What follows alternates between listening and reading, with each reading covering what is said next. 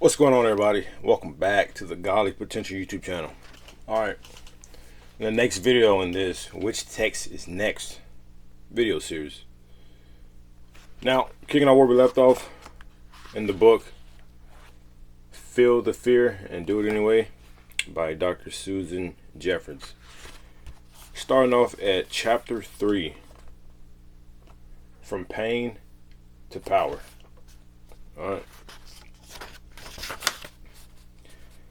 The last chapter revealed a critical insight indeed, and that is, if anybody feels fear when approaching something totally new in life, yet so many people are out there doing it despite the fear, then we must conclude that fear is not the problem. Obviously, the real issue has nothing to do with the fear itself, but rather how we hold the fear. For some, the fear is totally irrelevant. For others, it creates a state of paralysis. The former hold their fear from a position of power, choice, energy, and action. And the latter hold it from a position of pain, helplessness, depression, and paralysis. The chart on the next page illustrates this concept. From this, it can be seen that the secret in handling fear is to move yourself from a position of pain to a position of power. The fact that you have the fear then becomes irrelevant. This is what the chart looks like.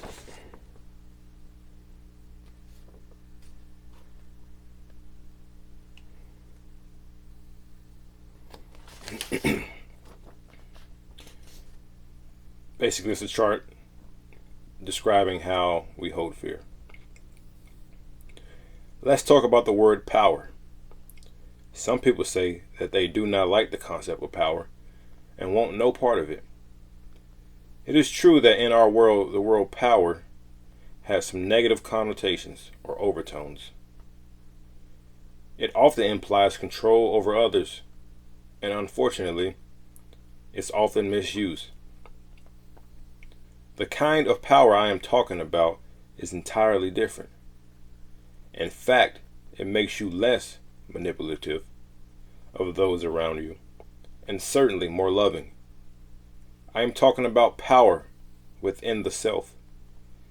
This means power over your perceptions of the world, power over how you react to situations in your life, power to do what is necessary for your own self-growth, power to create joy and satisfaction in your life, power to act, and power to love. This kind of power has nothing to do with anyone else.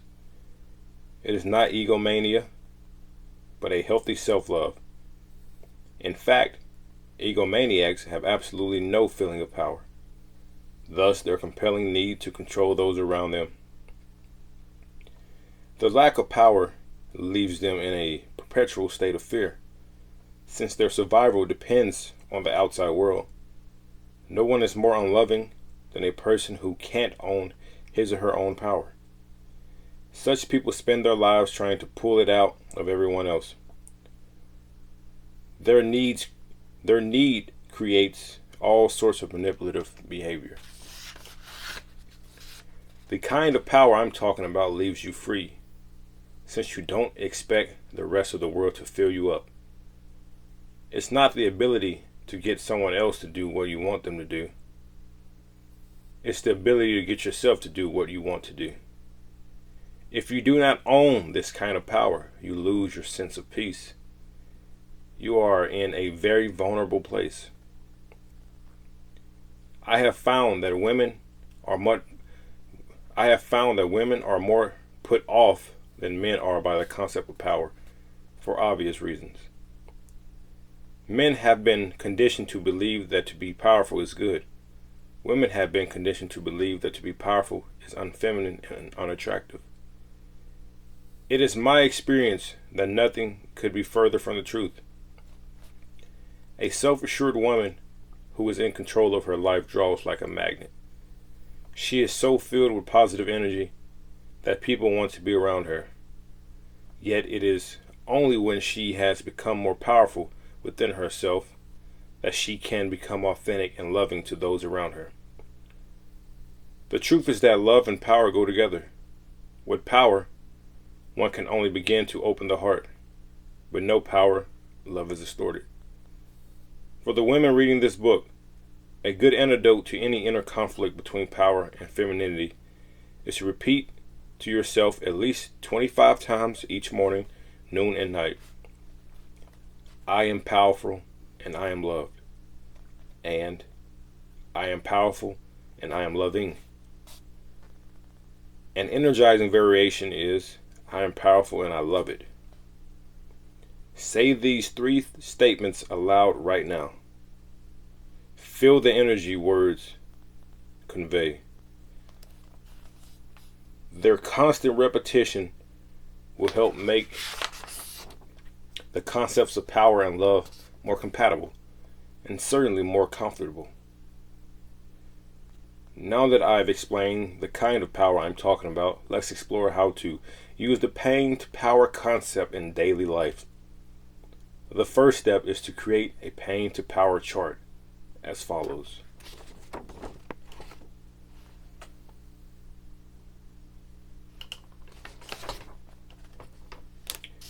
As we look at the pain to power continuum, most of us can place ourselves somewhere in the middle of the chart.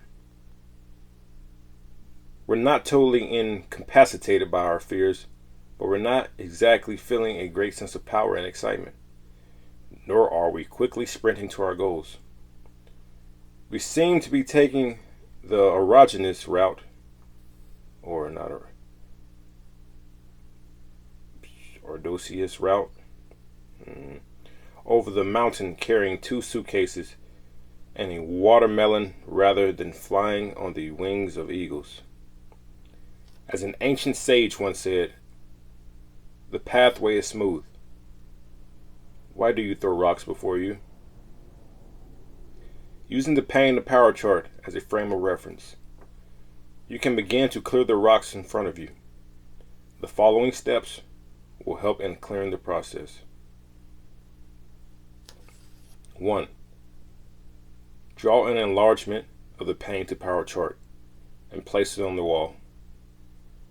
Just the simple act of making the enlargement will make you feel a little more powerful. You are already taking action. Remember that much of the trick of moving from pain to power is taking action. Action is very powerful. Once the chart is on your wall, it will serve as a constant reminder of where you want to go in life, from pain to power. Awareness is half the battle. Having the chart physically present will always help you motivate yourself to keep moving in the right direction. That was number 1. Number 2. Just to keep you from taking yourself too seriously, you might want to write somewhere on the chart, angels fly because they take themselves lightly. I heard this quote by Gilbert K. Chesterton a long time ago, and it still makes me smile. It constantly reminds me that you can drop an awful lot of excess baggage if you learn to play with life instead of to fight it. 3. Put a pin at the place of the chart where you see yourself, situated at this moment in your life. Are you in the middle, where you sometimes feel depressed and paralyzed, and at other times feel more in control? Or do you directly find yourself on the far left side, where there is little you are able to do to pull yourself out of the rut? Or perhaps you are already on the right side, where most of the time you feel you are really moving ahead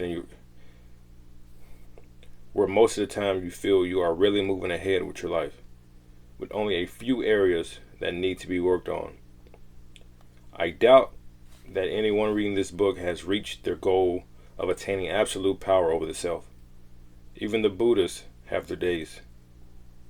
There are always new experiences and challenge There are always new experiences that challenge a sense of personal power. 4.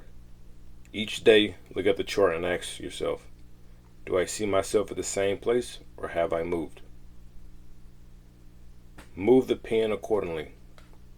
5. If you keep in mind the direction you want to go, it will help you make decisions about what you are doing in your life. Before you take any action in life, ask yourself, is this action moving me to a more powerful place? If it isn't, you would think twice about doing it. A word of caution. If you go ahead anyway, knowing the action will keep you in a position of pain, don't get angry with yourself about it. Just notice where you are not taking responsibility. The next time, you can make a different decision. Use your mistakes as learning experiences. Remember that each time you get angry at yourself for an action you have taken, you keep yourself on the side of pain. 6. Six, make your use of the chart fun. Having it as a game keeps you light about the situation. If you have children, they can create their own charts, and you can make a family game out of this experience of growing. 7. You might want to make different charts for different areas of your life. To be really powerful, you need to be in charge of all aspects of your life, your work, relationships, environment, body, and so on. Often people are very powerful in some parts of their lives and pathetic in others. For example, I am very powerful in terms of my career, but need to work on the area of exercise.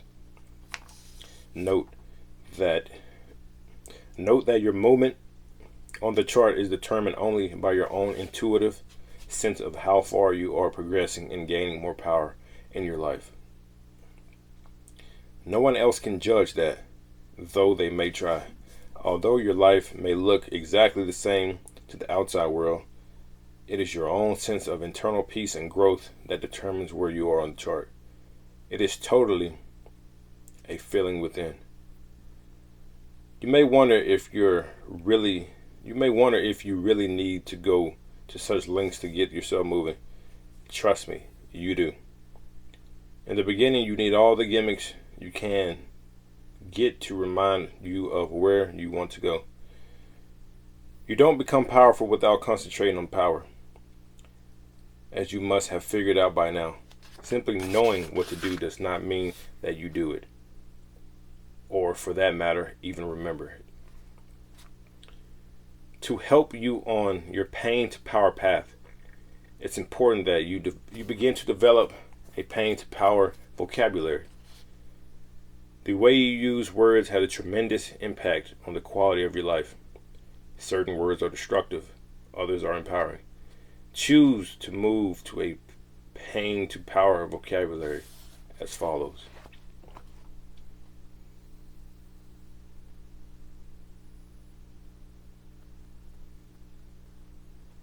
So, instead of saying I can't, say I won't. Instead of saying I should, I could. Or it's not my fault to, I'm totally responsible. From it's a problem to it's an opportunity. From I'm never satisfied to I want to learn to grow. From life's a struggle to life's an adventure. From I hope to I know. From if only to next time. From what will I do to I know I can handle it. From it's terrible to it's a learning experience. I can't implies you have no control over your life, whereas I won't puts a situation in the realm of choice. From this moment on, strike I can't from your vocabulary. When you give your subconscious the message I can't, your subconscious really believes you and registers on its computer weak. Your subconscious believes only what it hears, not what is true. You might be saying, I can't, simply to get out of a dinner invitation, such as, I can come to dinner tonight. I have to prepare for tomorrow's meeting. But your subconscious is registering he's weak. In fact, I can't come to dinner is an untruth. The truth is, I can come to dinner, but I am choosing to do something that has a higher priority at the moment. But the subconscious can't discern the difference and is still registering weak. Although you may want to be more delicate to your host than to utter the above statement, you can steal away from the words I can't. I love to come to dinner, but I have a meeting tomorrow that's important to me. I'll feel better walking in totally prepared. So I'll pass for tonight and hope you'll invite me again. That statement has truth, integrity, and power. The subconscious hears you stating your priorities with clarity and choosing the outcome that serves your own growth. Choosing this way doesn't leave you the helpless victim of your meeting. I should is another loser. It too implies that you have no choices in life. I could is more powerful. I could visit my mother, but I'm choosing to go to the movies today. This put things in the realm of choice instead of obligation. I can visit my mother, or I can go to the movies. I think I'll choose my mother today. Shoulds bring on guilt and upset, totally draining emotions. Your power is taken away every time you utter the words I should. It's not my fault is another beauty. Once again, you look helpless. It's better to take responsibility for whatever happens to you in your life than to always be the victim. It's not my fault I got sick. It's not my fault I lost the job. If you are willing to take responsibility, then you might see that you can change in the future. Relative to illness, say, I'm totally responsible for my illness. Let's see what I can do to prevent it from happening again.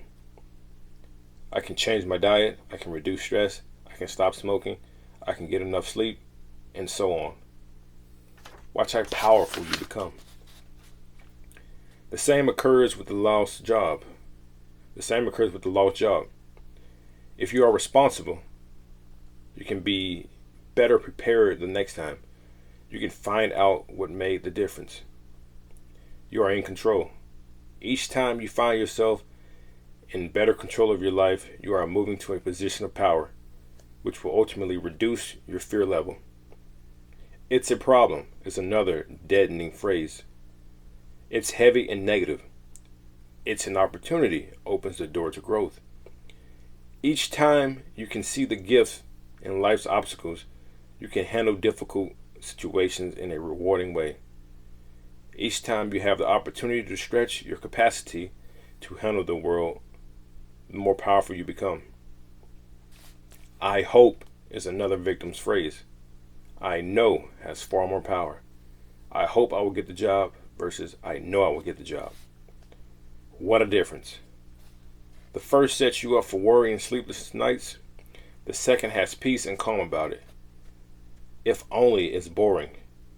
I can hear the whine behind it. Next time implies that you have learned from the situation and will put the learning to use another time. For example, if I only hadn't said that to Tom can be restated into I've learned Tom is sensitive about the issue. Next time I'll be more sensitive. What will I do? Question mark. Again, you can hear the whine and the fear implied in these words. You, like everyone else, has incredible sources of power within you that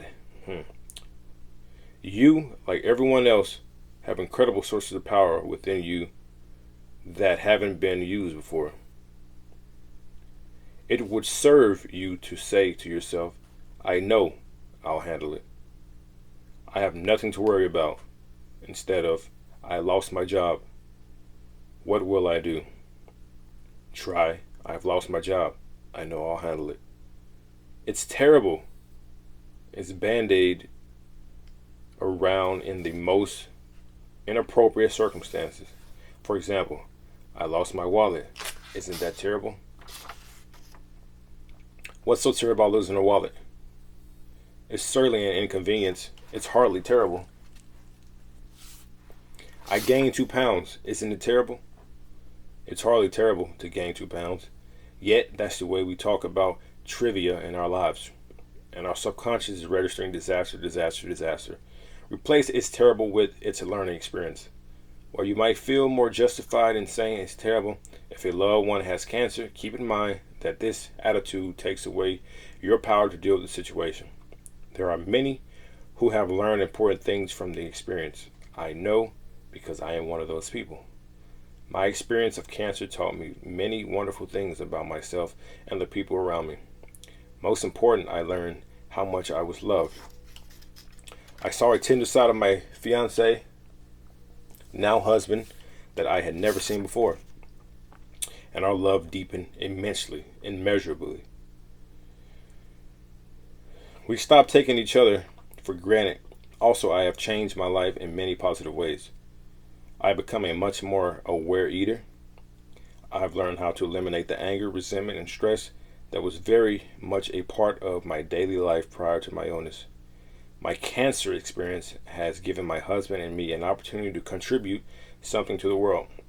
I wrote a very positive article about my mastectomy, which I know has been of value to many men and women. My husband and I appeared on television together to relate our experience, bringing reassurance to viewers. So you see, cancer can be a great learning experience and an opportunity to give. You get the picture? Begin eliminating the terrible can'ts, problems, struggles, and so on from your vocabulary. Maybe these semantic differences seem trivial, but I assure you, they are not. Not only does your sense of yourself change with a more powerful vocabulary, so also does your presence in the world.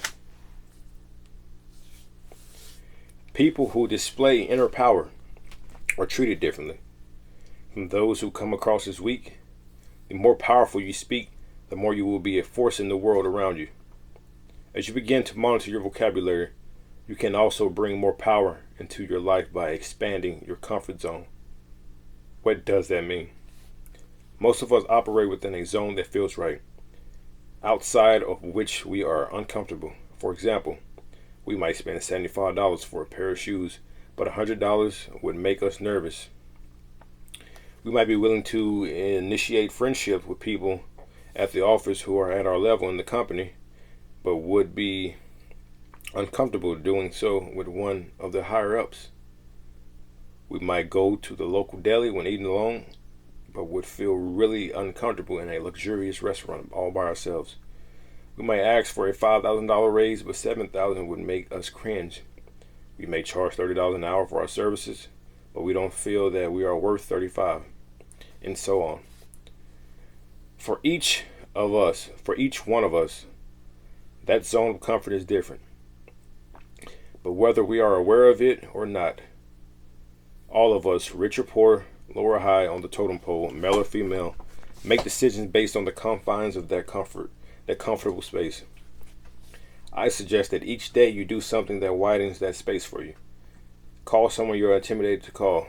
Buy a pair of shoes that cost more than you would have ever paid in the past. Ask for something you want that you have been too frightened to ask for before. Take a risk today. One small or bold stroke that will make you feel great once you've done it. Even if it doesn't work out the way you want it to, at least you tried. You didn't sit back powerless. Watch what starts to happen when you expand your comfort zone.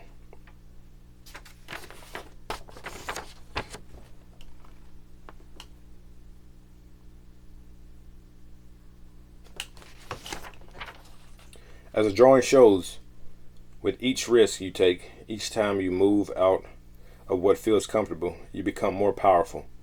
Your whole life expands to take in more of what there is in the world of experience. As your power builds, so does your confidence, so that stretching your comfort zone becomes easier and easier. Despite any fear you may be experiencing, the magnitude of the risk you take also expands. In the beginning, you may sign up for one evening course after being out of school for 15 years. Ultimately, you may enroll to get your graduate degree. You will be expanding, opening up, becoming bigger, but all at your own pace. As long as you are taking those risks, no matter how small, you are moving yourself to the right of the pain to power chart. Each night before you go to bed, plan the risks you are going to take the following day. Close your eyes and in your mind's eye practice doing it. Make your visualization as clear as you possibly can. Also, as you go through the day, be aware of where you find yourself hesitating and start planning your future risks based on these observations. If you can push through the hesitation at the moment you recognize it, great. Remember that the more you expand your comfort zone, the more powerful you become. Please note, the risks I am talking about do not include physically dangerous acts such as speeding in the car or taking drugs, nor do they include risks that infringe on the rights of other people, such as making a pass at someone's mate, or for that matter, robbing a bank. Not only could you end up unpopular, dead, or in prison, you would also be moving yourself far to the left side of the pain to power chart. These kinds of acts are not empowering because they do not have an integrity or love for oneself or others behind them. Without these ingredients, it is impossible to build your sense of self-worth. Hence, your ability to handle fear would be greatly diminished. Okay. So, take only risks each day that build your sense of self-worth. These are the risks that enhance your ability to deal with your fears. Expand, expand, expand. Whether it feels like it or not, you already have more power than you could have ever imagined. We all have. When I speak of going from pain to power, I am not talking about pulling the power in from any outside source. Inside of you, just waiting to emerge, is an incredible source of power, or rather, an incredible source of energy, which is more than sufficient for you to create a joyful and satisfying life. It isn't magic. It is only a process of tapping the energy already there, though you are not aware of it. The exercises contained in this book are designed to lead you to this great source of power. Whether you do them or not is a good clue as to whether you are willing at this time to accept all that is within you. If you are not, don't berate yourself. Just take a commitment to keep working towards it. One way to do this is to read and reread this book and other personal growth books until you rid yourself of the negative belief system.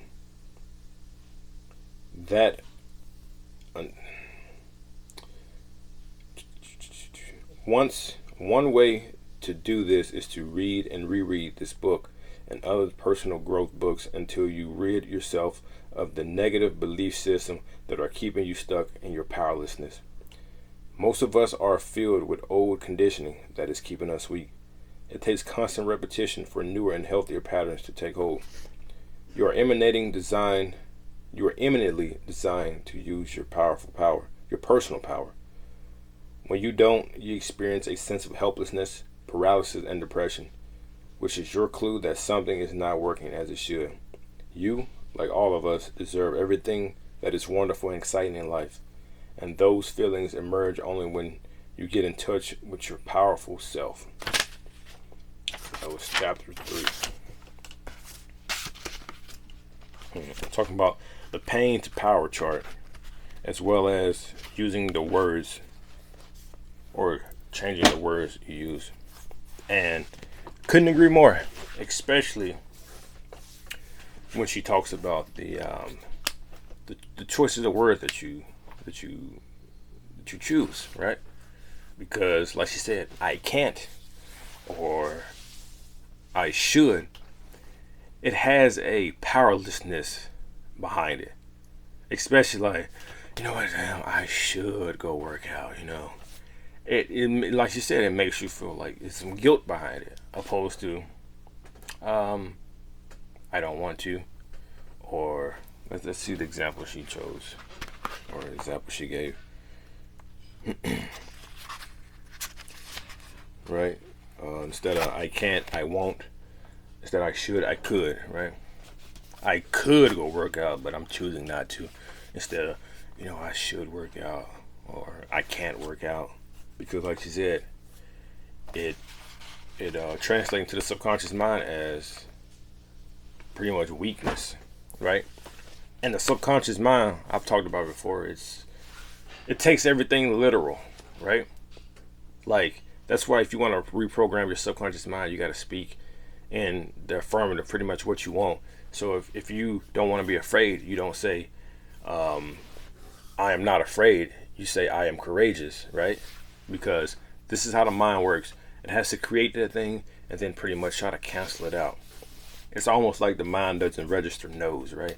So if I say, do not think of a purple elephant, the mind has to think of that thing and then try to cancel it out, right? So you got to speak in the affirmative. So instead of saying, I'm not afraid, say, I am courageous. Your mind creates courage, right? Or the symbol of courage that you hold with that word. But yeah, it was a good chapter. That's all I got on it. Apply the teachings in there right off the chart, from pain to power. It's going to change your life, especially change your vocabulary. It's going to make a huge difference.